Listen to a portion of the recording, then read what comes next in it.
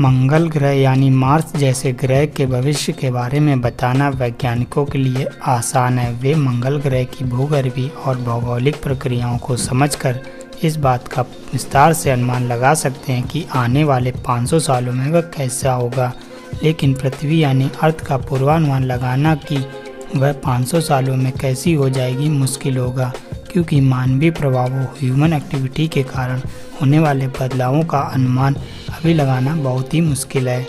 विज्ञान ने कई विषयों पर इतनी महारत हासिल कर ली है कि बहुत से मामले में अब भविष्य के सटीक पूर्वानुमान लगाए जा सकते हैं। कई अब भी बहुत सारी प्रक्रियाएं और परिघटनाएं ऐसी हैं जिनका पूर्वानुमान लगाना बहुत ही मुश्किल है। इसका सबसे प्रचलित उदाहरण मौसम है, जिसमें अक्सर देखा गया है कि मौसम विभाग का पूर्वानुमान सटीक नहीं होता या पूरी तरह से गलत साबित हो जाता है। लेकिन क्या यह पता लगाया जा सकता है कि पृथ्वी 500 सालों बाद अर्थ आफ्टर 500 ईयर्स कैसी दिखेगी? आइए जानते हैं इसके बारे में क्या कहता है विज्ञान। यह बिल्कुल वैसा ही है जैसे वास्को डी गामा यह अनुमान लगाने का प्रयास करते थे कि आज का भारत किस तरह का दिखाई देता। यह काम ना तो तब आसान था और ना ही अब, जबकि विज्ञान और तकनीक ने इतनी तरक्की हासिल कर ली है। आसान है, लेकिन क्या वास्तव में आज की तकनीक के लिए यह अनुमान लगाना संभव नहीं है? अगर ऐसा प्रयास किया जाए तो किस तरह के नतीजे मिल सकते हैं, यह भी नज़रअंदाज करने वाला सवाल नहीं है।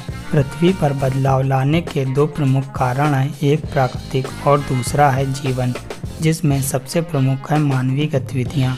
प्राकृतिक बदलाव की बात करें तो पृथ्वी निरंतर बदलाव की प्रक्रिया से गुजर रही है। वह निरंतर चलायमान है, वह डगमगाती है, उसके घूर्णन की धुरी में बदलाव होता है, यहाँ तक कि उसकी सूर्य की परिक्रमा करने वाली कक्षाओं में भी बदलाव आता है।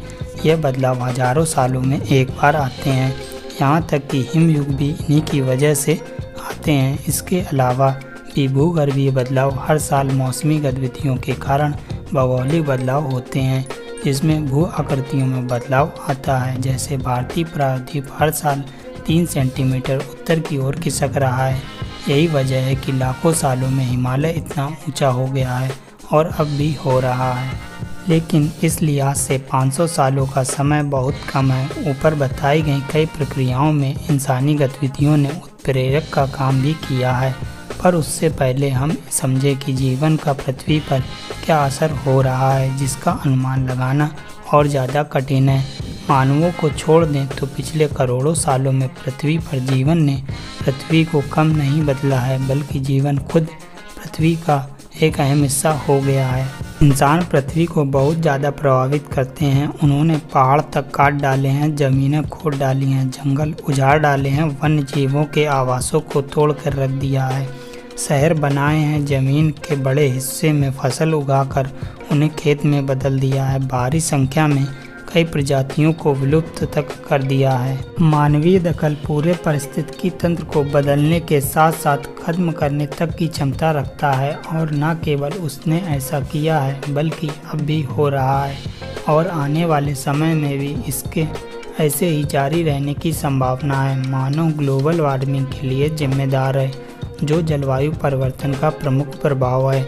जीवाश्म ईंधन को जलाकर इंसान ने वायुमंडल का संयोजन बहुत हद तक प्रभावित किया है, जिसके गहन नतीजे देखने को मिल रहे हैं। यह स्पष्ट है कि 500 सालों बाद पृथ्वी बहुत ज़्यादा बदल जाएगी, लेकिन कितनी और कैसे बदलेगी, काफ़ी कुछ आने वाले दिनों में इंसान के फैसलों पर निर्भर करेगा।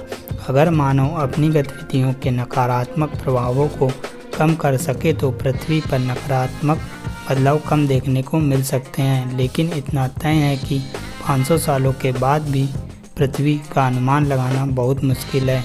जैसे आज से 500 साल पहले सड़क, रेल, जहाज के साथ साथ कंप्यूटर, मोबाइल की दुनिया का अनुमान लगाना असंभव था। अगर वीडियो पसंद आए तो वीडियो को लाइक करें, चैनल पर नए हैं तो चैनल को सब्सक्राइब करें। खुश रहें, आबाद रहें। जय हिंद, जय भारत।